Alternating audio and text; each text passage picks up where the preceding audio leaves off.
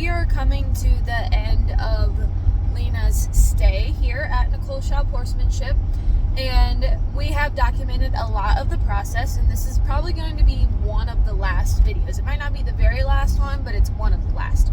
So we took her on her first trip, and we actually did it whenever her owner was here, and so I was very focused on communicating with her owner and coaching her owner, so I didn't take as many videos as maybe I would like, but I will include a couple things that I did film here in this video.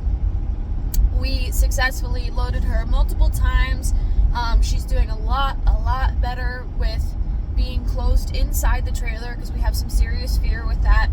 And we actually took her on her first ride, and it was very nerve-wracking for her, but I wouldn't expect it to be. I knew it would be scary for her, but it's the same thing as in the beginning when we didn't have willingness to load, was because we were scared to load as well. What does it mean once we get on the trailer? And so I needed to start taking her some places so that way I can have a baseline of how great is this fear and what is our reactions to it. So, because I've learned, you can predict like what may happen, but sometimes the horses surprise you. And so I've learned to look at it more like, I'm going to do this, I'm going to try this, and if it doesn't quite go how I was looking for, then that's just a data point for me, and I'm going to work up from that or up to that again, just depending on what the horse needs.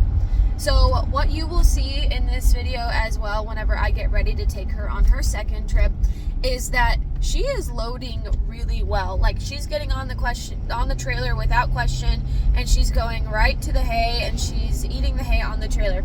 Now, the way that she's loading is still just a little bit like nervy, a little bit not really a truly relaxed and willing. It's more like she is the kind of horse who wants to get ahead of you, and like if she can anticipate what's going to happen, she wants to do it herself. And so in the beginning, I wanted to use that forward motion that I had from her and just turn it into like, okay, walk onto the trailer. And I think we have accomplished that, but now I want her to be relaxing more, thinking more about it. And I mean, I always was looking for those relaxation markers, but I want to pay closer attention to those. But also, I have to consider that what's better or what's worse, and if she's going to be going home to her owner who has to go through her own work of loading the horse and her own, she's the one who was stuck at the fairgrounds for hours and couldn't load the horse, and I don't have that worry around that happening again because I just haven't had that with this horse. So that's something that I have to consider whenever we talk about the relationship between the owners and me as the trainer and then the horse. It's a multi-party relationship, and it's not just one. Like, I don't just have the horse fixed up and then she's gonna go home and just like, oh yeah, she'll load forever now. We definitely have some thoughts about loading that are going to be something that the owner's going to have to take time and consistency with to continue to unravel and build the horse's confidence. And we also have had lots of discussions about the trailer that they have. Is it the right trailer for this horse? That's definitely something to think about and something to consider, and we are aware of that. And so I think the owner is considering that maybe it's not the trailer, maybe it is the trailer. I don't know yet because I've been hauling her and loading her on my 3-horse slant load. It is a gooseneck, and so it's going to pull different, it's going to sound different, it's going to feel different. It's a little bit taller, I think, than hers as well.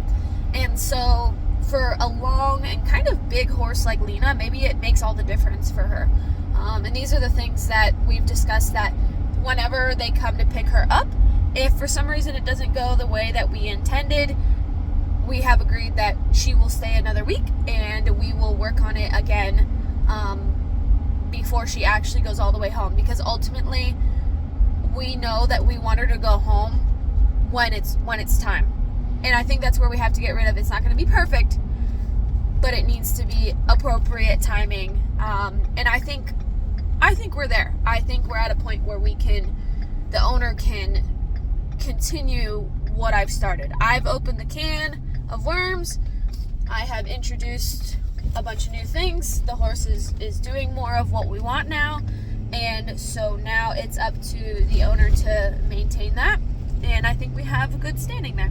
So yeah, but I'm about to the barn, and I will try to vlog what we get done today, and include it in this video. And then yeah, so if you guys have any comments or questions, just feel free to leave them in the comments below. And by the way, I have been driving and there's nothing on my trailer, so nobody worry about me driving down the road with my trailer. So anyways, okay, thanks for watching. Alright, so we got her brushed up as best as we could. Today it rained, so she had rolled, so she was covered in crusted mud. So we did the best we could. Now we're gonna do some work on the balance mat before we go out to the trailer. I've now increased the thickness of the mat, and what's really cool is watching her kind of find her place on this. In the beginning, you wouldn't want to do it this thick, and if she's kind of messing it up like that, I don't really care, because I think that's good. It's good processing there, because basically the short end of this is helping her connect where her feet are to her brain, and also starting with something a little bit unstable before we get to the trailer versus just immediately going to the instability of the trailer. So she's kind of finding where she wants to be here, and this is kind of new. She's not really wrapped it up like that, but now I'm just going to let her process through that. We'll do the front feet and then the hind feet, and then we'll go out to the trailer.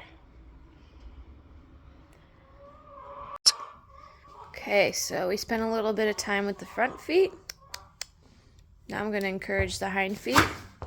And she has been doing that a little bit this morning, just kind of skipping it, so I might need 2 hands to help her. Okay, here she is rocking on the mat a little bit. Pretty nice expression.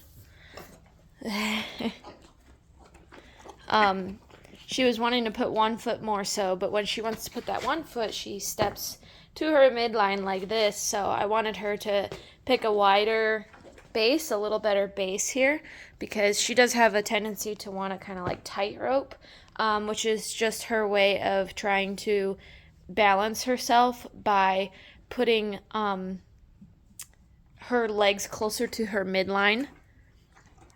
But it's not a good long-term solution. It doesn't truly help her feel more stable and actually become more physically stable. 2 different things.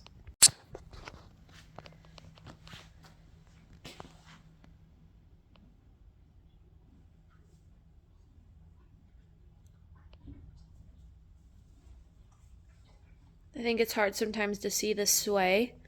So I was seeing if she'd ground tie, if I just come back here and show you the sway.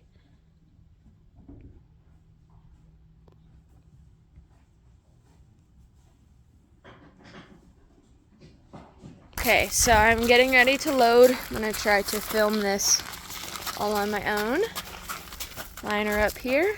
There's some hay there. I'll let her take a bite and then I'll send her past.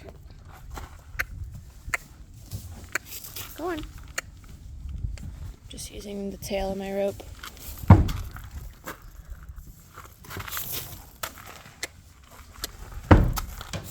Go on.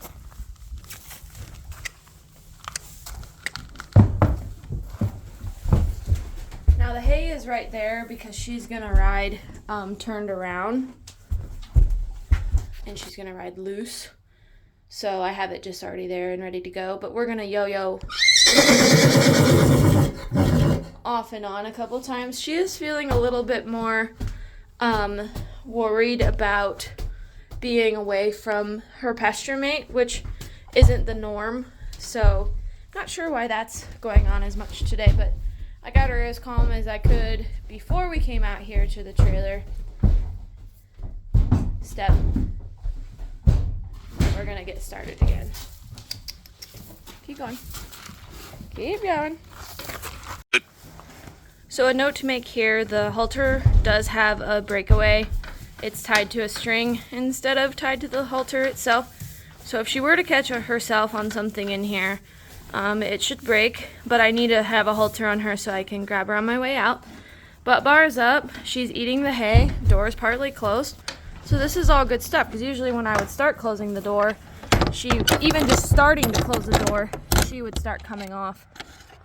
So yeah, it's scary for her, but we have to keep doing little bits, otherwise we're never gonna get there. So far she feels like she's doing pretty good. I feel her moving around sometimes, but nothing crazy. Left my window cracked so I can hear if anything crazy happens or if she's hollering too much or something.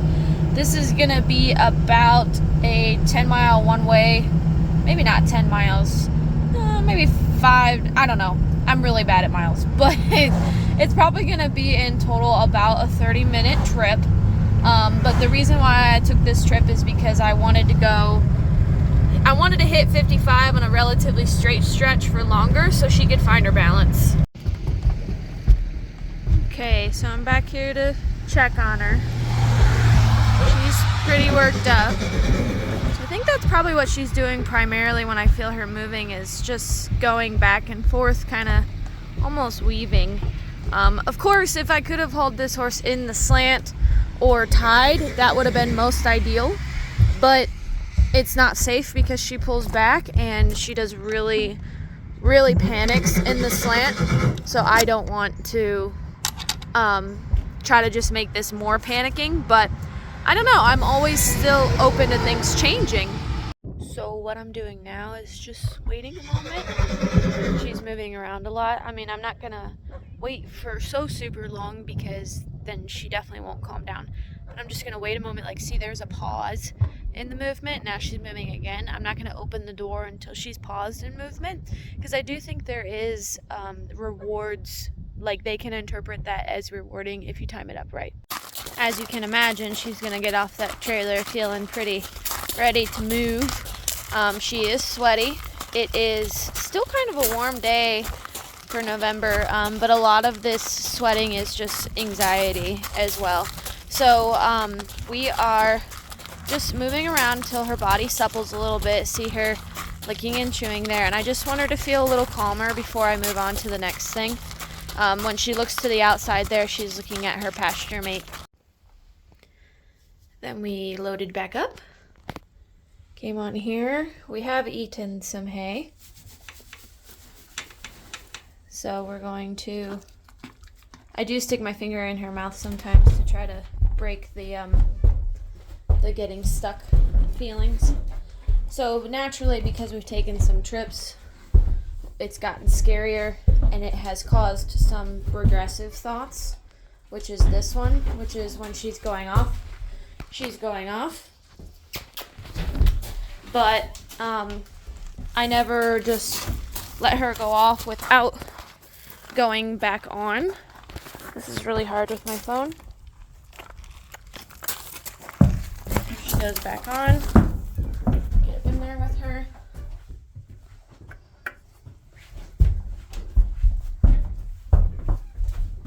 Get behind her.